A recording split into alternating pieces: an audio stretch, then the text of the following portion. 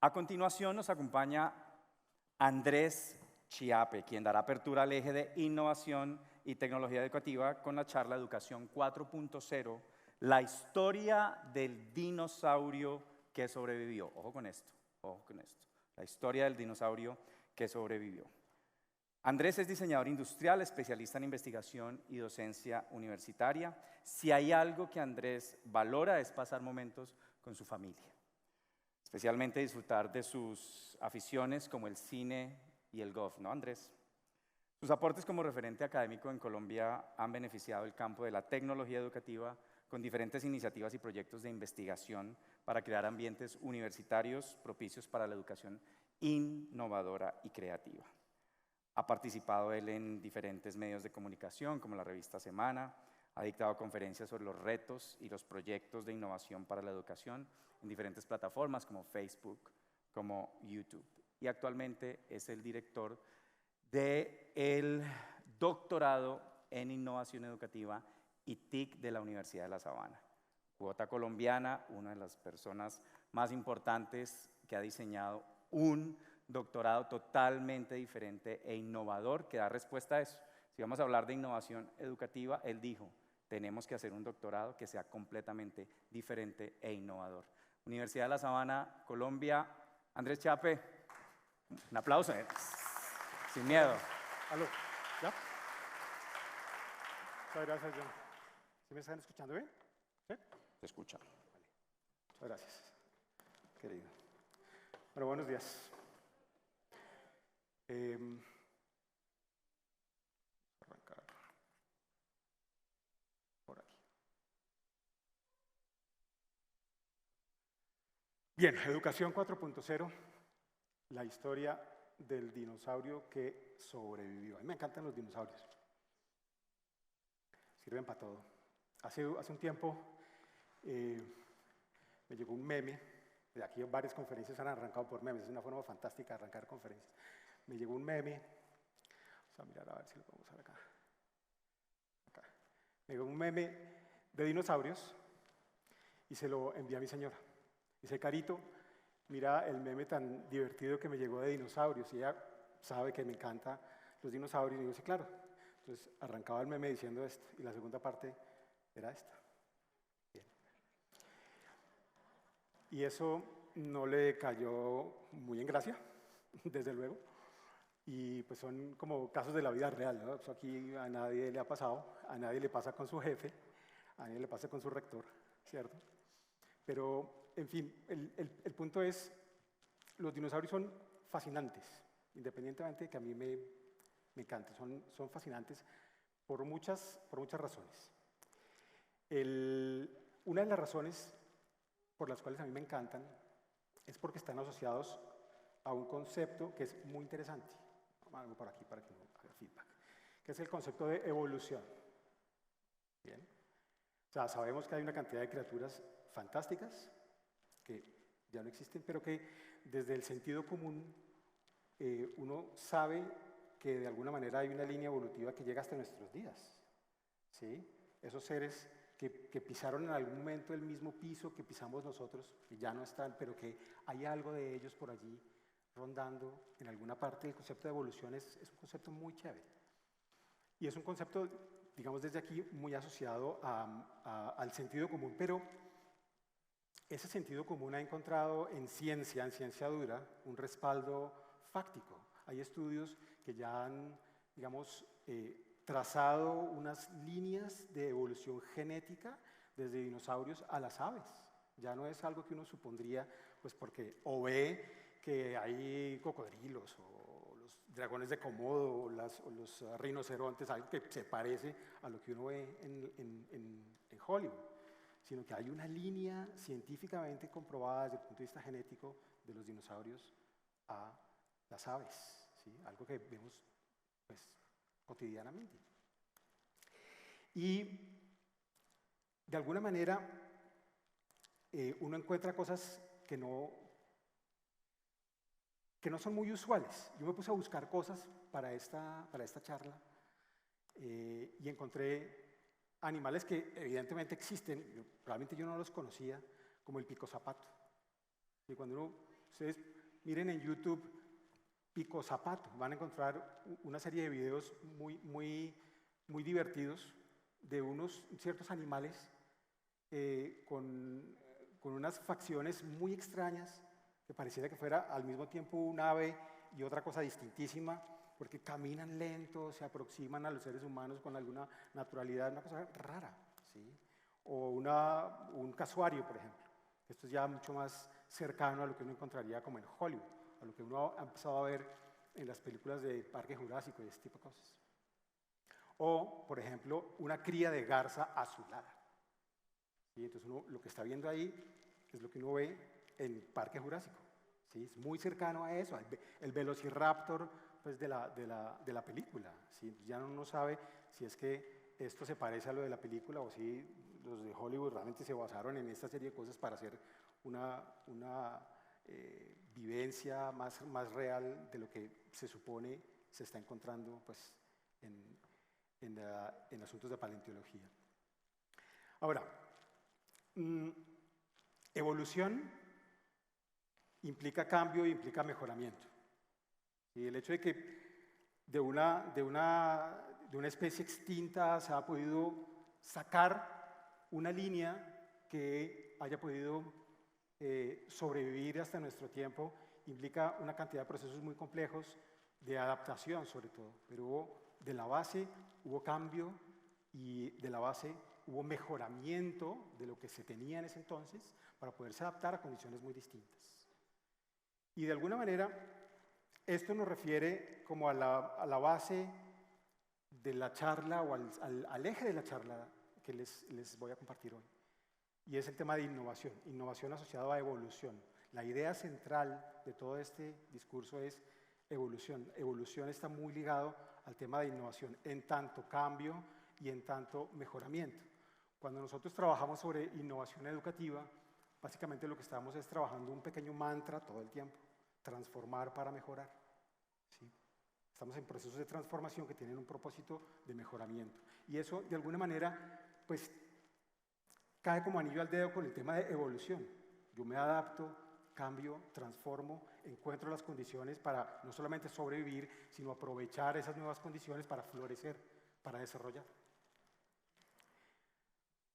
Pero igual, pues no estamos hablando aquí de paleontología, ni más falta, estamos hablando de innovación educativa y asociado pues al tema de tecnología. Entonces, ya lo hemos visto en varias charlas a lo largo de la mañana, inclusive ayer, ¿sí? Hemos visto que, desde luego, no es el mundo en el que estamos igual o las mismas condiciones que teníamos hace unos años, ¿no? Hay unos lugares comunes ya en los discursos. Yo he visto ya muchas conferencias en los últimos meses que hablan siempre de lo mismo, ¿no? Que no estamos viviendo una época de cambio, sino un cambio de época. Lo he escuchado ya como 20 veces. Bueno, esta será la 21. ¿Sí? Porque realmente estamos en presencia de una cantidad de cambios muy serios, muy significativos y muy potentes y que afectan un montón de cosas de la vida de la gente. ¿Sí? Y vemos que eso sucede, y sucede evidentemente, en una gran cantidad de espacios de la vida cotidiana. Sucede en la economía, sucede en la cultura, sucede en el deporte, en el entretenimiento. Y desde luego, cuando nosotros pasamos en lo que trabajamos, a la educación, de repente nos encontramos con un choque grandísimo. Y ya lo hemos visto, digamos, reiteradamente se ha mencionado a lo largo del día. ¿Sí? Lo acababan de mencionar allí, el modelo industrial de educación. Pues es que si nosotros hacemos un ejercicio así sencillo, la forma como nosotros vivimos el modelo 2022 es un reflejo bastante fiel del inicio del modelo, de finales del siglo XVIII, siglo XIX, cuando en ese momento se necesitaba y funcionaba muy bien, pero evidentemente no estamos en ese momento. ¿Sí? Estamos en un mundo muy distinto. Y para la muestra, los últimos 2 años de cosas que nos ha tocado vivir, de cosas que no tenemos ni idea que van a pasar, una cantidad de cambios en todo. ¿Sí? Pero resulta que la educación sigue siendo básicamente la misma, tal vez con juguetes nuevos, ¿no? Tecnologías nuevas, nuevos saberes, ¿sí? Pero el funcionamiento sigue siendo básicamente lo mismo. Eso ya lo hemos visto en toda la mañana y hay muchísimas conferencias que hablan de eso. Entonces el punto es, ¿por qué el resto de áreas de la vida humana evoluciona y la educación no? Ese es un punto que realmente uno tendría que ponerse a pensar con seriedad y tratar de encontrarle a eso alguna explicación, pero no solamente explicación, sino salidas, porque no está bien que nosotros no nos movamos hacia adelante, ¿sí? Nosotros debemos, para ser consecuentes con la forma como el mundo está evolucionando, la educación debería estar yendo a un ritmo, pues, que por lo menos coincida con las expectativas de lo que el mundo le va a ofrecer a las personas que se están educando ahora. Bien, y el punto también es que si no vamos por ese camino, finalmente nos vamos a arriesgar a esto, ¿bien? A estar montando el tiranosaurio Rex.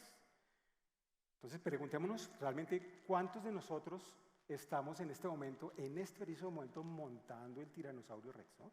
Estamos encima de una fuerza poderosísima, ¿sí? Es el tope de la cadena alimenticia, ¿sí?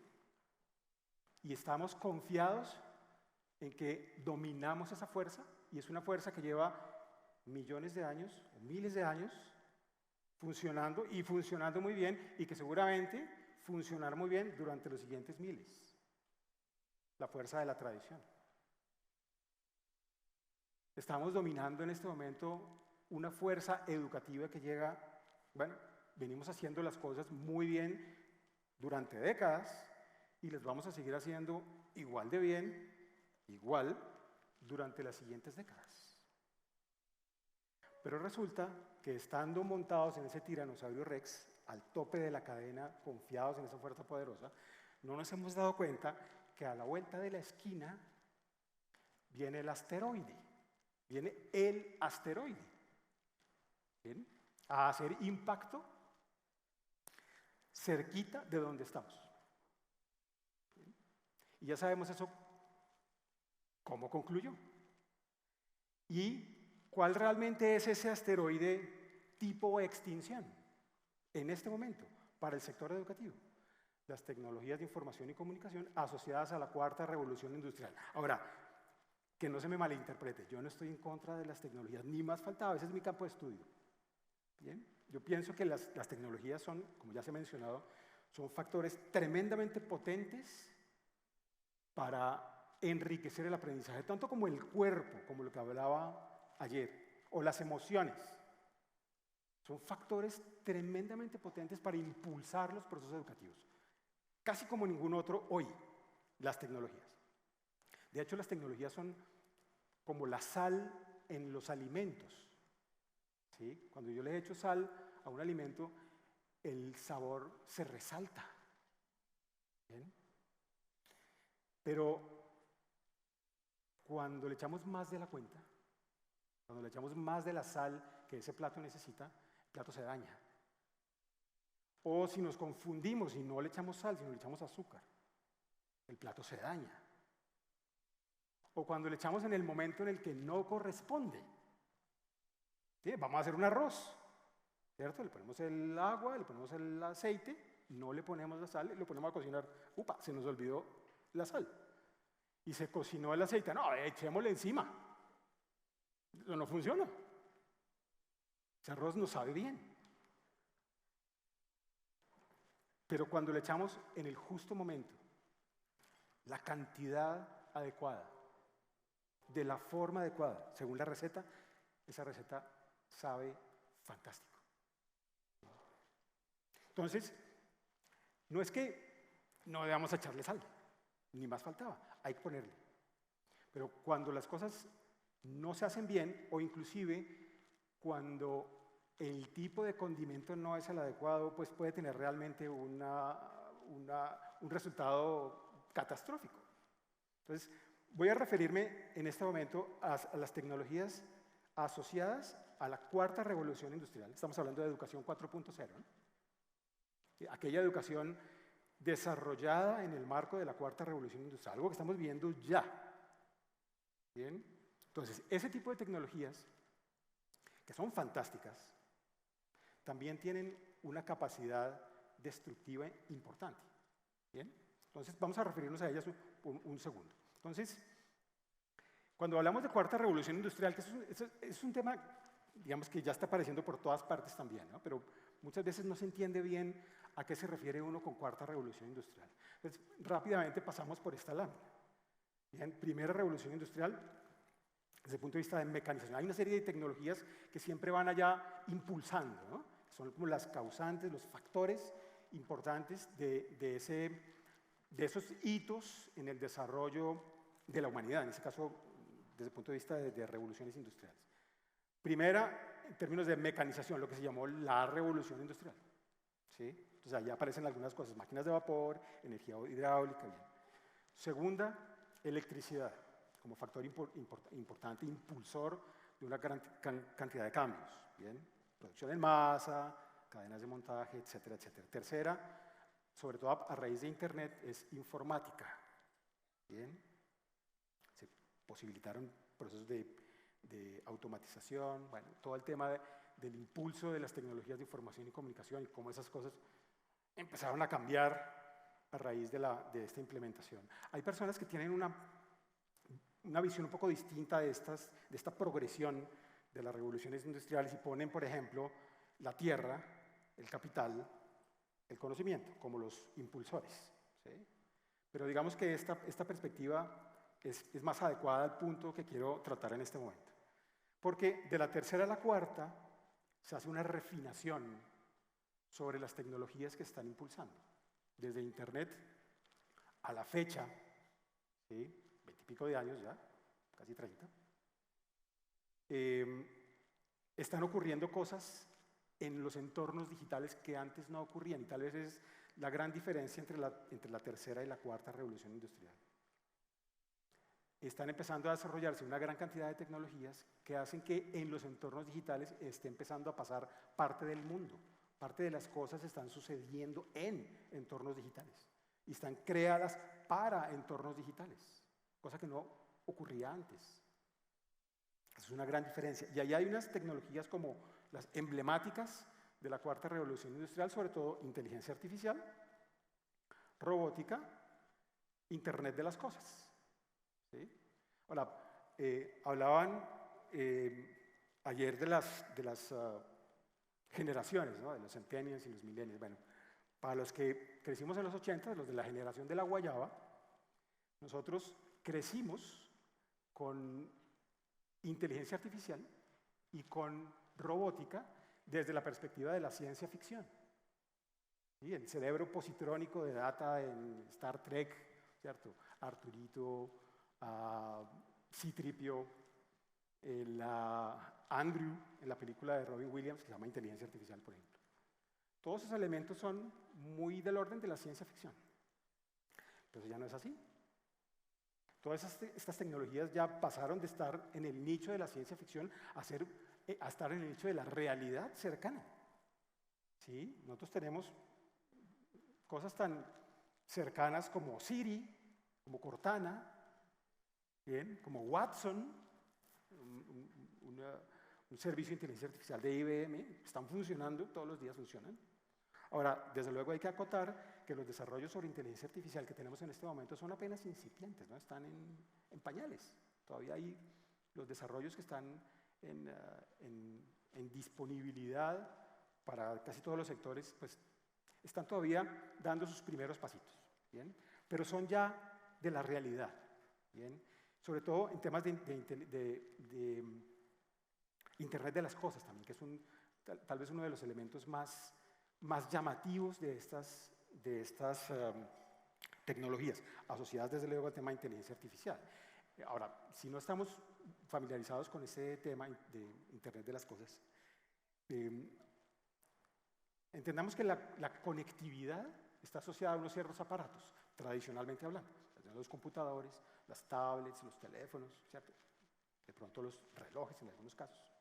Pues bueno, el punto central de Internet de las cosas es que todos los elementos de la cotidianidad van a estar interconectados en algún momento. Van a tener funcionalidades de conexión y van a hablarse entre sí. Y eso va a generar una cantidad de información, de datos que hay que saber aprovechar y canalizarlos en función o aprovecharlos en función del beneficio de algo o de alguien. Ya, entendamos, por ejemplo, cosas como la ropa. ¿Sí? Yo puedo estar vistiendo ahora una camisa y las fibras de esa camisa pues tienen una serie de nanorobots que saben cuando yo tengo fiebre, ¿sí? Porque están en contacto con mi piel todo el tiempo. Y cuando detectan que tengo fiebre, le mandan una señal a mi teléfono o al portátil, ¿cierto? Que le manda una señal a la impresora 3D para que imprima unos medicamentos precisamente para lo que yo tengo. Porque la impresora 3D está cargada con una serie de cartuchos que tienen unos compuestos químicos. Finalmente, los medicamentos no son otra cosa sino moléculas, son elementos de la tabla periódica organizadas en unas ciertas maneras. Bueno, tienen unos cartuchos que tienen esas moléculas. Entonces la camisa sabe, porque además tiene acceso a la base de datos de mi historia clínica, mi historia médica, ¿sí?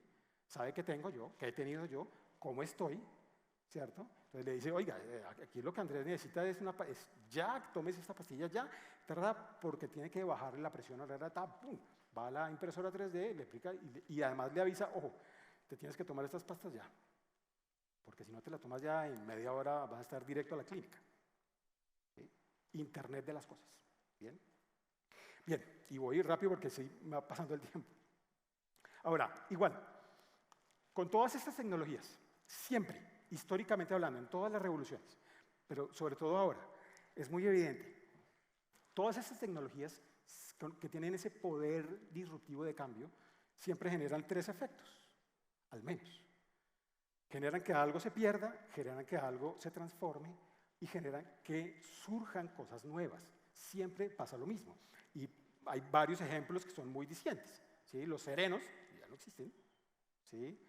O los detectores de aviones, los ascensoristas, telegrafistas. Y esto se paró. ¿Sí? Ah, ya. ¿Ya? Bien. Telefonistas o los despertadores, que aquí ya se fue a estos, los despertadores. Había personas con esa labor, se ganaban la vida despertando a la gente. Bien. Ahora, cosas que se transforman, ¿cierto? Por ejemplo, personas que necesitaban tener una serie de habilidades para manejar este tipo de vehículos, que con el paso del tiempo tuvieron que adaptarse a otro tipo de vehículos, con otro tipo de requerimientos y tecnologías, y con el paso del tiempo a vehículos muy distintos, ¿sí? Hasta que llega un punto en que llega, por ejemplo, Uber, como mencionaban anteriormente, ¿sí? Donde hay un cambio sustancial en términos de lo que uno necesita saber para poder prestar un buen servicio. Pero ni siquiera llegando a ese extremo que consideramos ahora un extremo disruptivo, la cosa para. Porque llegan los autos autónomos, los carros autónomos. Es decir, carros que no necesitan conductor. ¿Bien? Entonces, tuvo una cadena, digamos, evolutiva. En algún momento llega a un punto en el que hay que tomar una decisión. ¿Sí? Porque si voy a seguir brindando ese servicio, pues como que voy a poder competir muy poco con los autos, con la autonomía en términos de servicio de transporte que podría brindar Google, por ejemplo. ¿Sí? O las cosas que surgen nuevas. Yo no sé si ustedes han visto esta película. ¿Sí? Es una película fantástica, Talentos Ocultos. Bien, como ya muchos de ustedes se lo han visto. Pues el punto es, las señoras que hacían parte del equipo de calculistas, una más brillante que la otra, que se quedaron sin trabajo. ¿Por qué? Porque entró la IBM 7090 a hacer los cálculos que ellas hacían para poder dar toda la información, para poder mandar a este señor, a John Glenn, en el 69, ¿sí? Mandarlo fuera de la Tierra y regresarlo con vida. Y se necesitaba un poder de cálculo tremendo. Lo hacían estas señoras, ahora lo hacía la 7090. Bueno, pues estas señoras se quedaron sin trabajo. Pero el punto es, la IBM 7090 requería una cantidad de ejercicios de programación que no había quien los hiciera. No había personas preparadas para programar la IBM 7090. ¿A quién llamaron? A las mismas señoras. ¿Sí? Entonces, estas señoras que perdieron su trabajo por la IBM 7090, realmente lo recuperaron, pero haciendo una cosa distinta. Tenían la forma de hacerlo, tenían las habilidades, tenían todo lo necesario para poder reacondicionarse y, digamos, desempeñarse en una cosa distinta. Entonces, siempre algo se pierde, siempre algo se transforma, siempre algo surge nuevo. Tendríamos que preguntarnos, con este tipo de tecnologías, ¿qué cosas se van a perder en educación? ¿Y qué cosas deberíamos perder realmente en educación? ¿Sí? Porque hay cosas que deberíamos perder realmente. ¿Y qué cosas se deberían transformar? ¿Y qué cosas deberíamos o tendríamos que estar atentos para identificar como cosas que empiezan a surgir nuevas? Bien, pero también no nos olvidemos de que la institución educativa es en sí mismo una empresa. Somos una organización, muy particular, pero somos una organización, somos una empresa. De ella hay una conferencia hace unos días de un personaje muy interesante que se llama Diego Tovar, que es emprendedor y ha sido banquero y ha dado una charla sobre cómo son los negocios de hoy, sobre todo los negocios que están desarrollándose en el marco de la cuarta revolución industrial. Y cuando yo veía esa conferencia, me puse a hacer un ejercicio de traducción. Entonces, cuando esta persona hablaba de banco, yo escuchaba colegio. Cuando esa persona hablaba de producto financiero, yo escuchaba producto educativo. Cuando hablaba de proceso financiero, yo escuchaba proceso educativo. Me puse a hacer una traducción tratando de entender el discurso desde un sector totalmente distinto a cómo eso podría caber en el ámbito de la educación. Y empezaron a surgir ideas, pero supremamente interesantes. Y voy a traerles aquí 4 cosas sobre cómo es que se están encontrando los negocios que están desarrollándose hoy en el marco de la cuarta revolución industrial, ¿sí? Y que podrían tener mucha influencia en la forma como deberíamos estar pensando la institución educativa como organización. Entonces, ¿cómo se conciben los negocios hoy? Ya me queda muy poquito tiempo, ya voy a terminar. Primero, los negocios están llamados a ser globales. Eso fue lo primero. Negocio que salga hoy, que no se piense de forma global, está destinado a fracasar. Entonces, eso desde el punto de vista de educación. Podríamos estar haciéndonos unas preguntas. ¿Cómo sería un colegio global? ¿Sí? ¿Eso cómo se come? ¿Sí? Se mencionaba algo ahora en la charla anterior. ¿Qué tal si, aquí estamos haciendo una cantidad de preguntas, ¿qué tal si mis compañeros no son solo mis compañeros de curso? ¿Qué tal si mis compañeros podrían ser cualquier tipo de niño, de joven que estuviera en cualquier otra parte del mundo? ¿Por qué mis compañeros solo tienen que ser las personas que se matricularon al mismo tiempo que yo? Yo podría tener estudiantes, compañeros en cualquier parte. ¿Y qué tal si mis profesores no son solamente los profesores que contrata el colegio, sino, como se mencionaba antes del receso, expertos en cualquier parte del mundo? No solamente mis profesores que contrató el colegio, sino expertos en cualquier parte del mundo. ¿Sí? Tratar de que el ámbito del colegio sea un ámbito global. Negocios sin activos. Los negocios las empresas que están surgiendo ahora, las organizaciones, cara a la cuarta revolución industrial, son negocios sin activos. Son negocios que se apalancan en activos de terceros. Entonces, ¿cómo sería un colegio sin colegio? Un colegio sin activos, un colegio sin campus. Bueno, puede que sea un colegio con campus, pero ¿cómo nos apalancamos en activos de los demás? ¿Sí?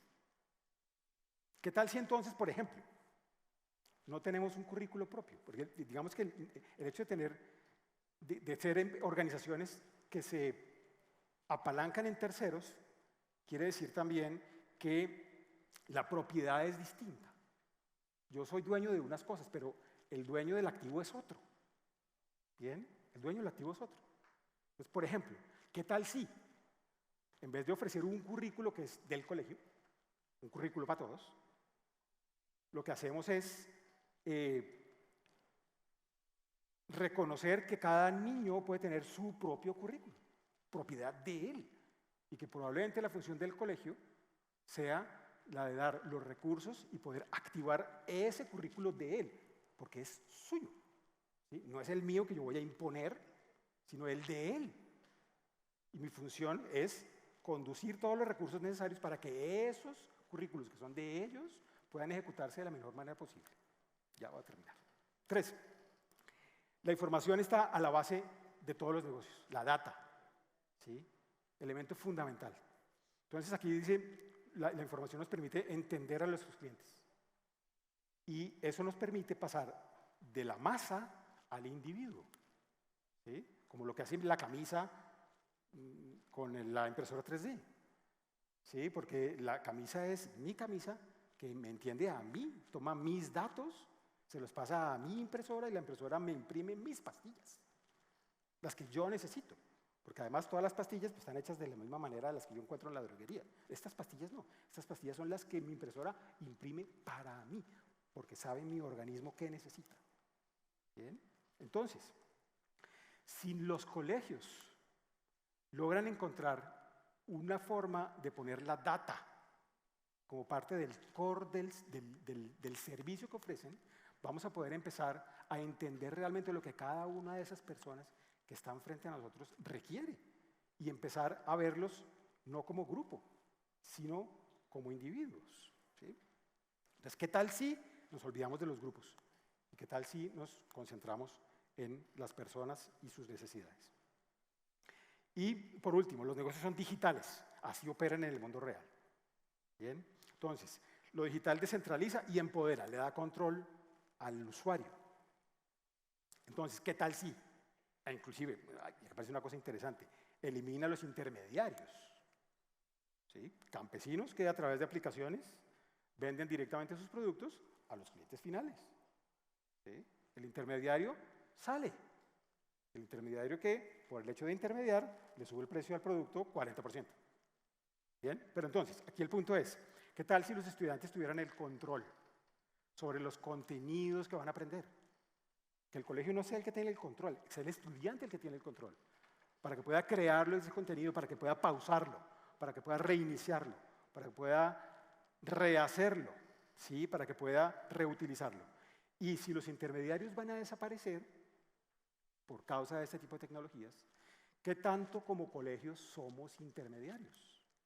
¿Intermediarios entre la familia y la universidad? ¿Bien? ¿O somos intermediarios de la universidad entre el colegio y la empresa, el ámbito laboral? O sea, si nuestro papel es ser intermediarios, pues vamos a estar empezando a caer en esas especies que están a punto de extinguirse. ¿Bien? Bueno, y finalmente, otras cosas, ya rápidamente, ¿qué tal si aprendemos de otros sectores? El sector del entretenimiento, por ejemplo, un modelo muy interesante que se está planteando que se llama el play to earn, ¿sí? Jugar para ganar. Si estamos preocupados de que nuestros niños, nuestros hijos, se la pasen horas y horas y horas frente a una pantalla jugando videojuegos, ¿sí? Pues están aprovechando ciertos sectores que juegan durante mucho tiempo para que ganen dinero mientras juegan. Entonces, ¿qué tal si nuestros estudiantes ganan dinero mientras aprenden? ¿Qué tal si pasamos del play to earn a learn to earn? ¿Qué tal si pueden ganar dinero mientras aprenden? No después de que aprenden, porque eso es lo más natural. Aprenda, vaya y trabaje y gane dinero. No, gane dinero mientras aprende. Cosas que están pasando en otros sectores que podríamos empezar a traducir en educación. ¿Qué tal una educación aumentada?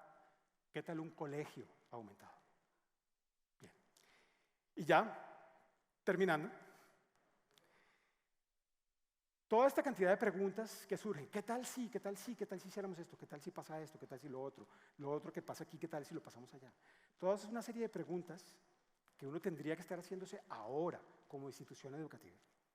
Porque son esas preguntas, estas y millones más, y mucho más complejas, y mucho más difíciles, y mucho más incómodas, las que pues, finalmente nos van a permitir esquivar el asteroide, ¿sí? Y convertirnos finalmente en el dinosaurio que sobrevivió. Muchas gracias. Andrés Chiappe. Gracias. Muchas gracias, muchas gracias. Andrés mencionaba en su tercer punto sobre la importancia de los datos.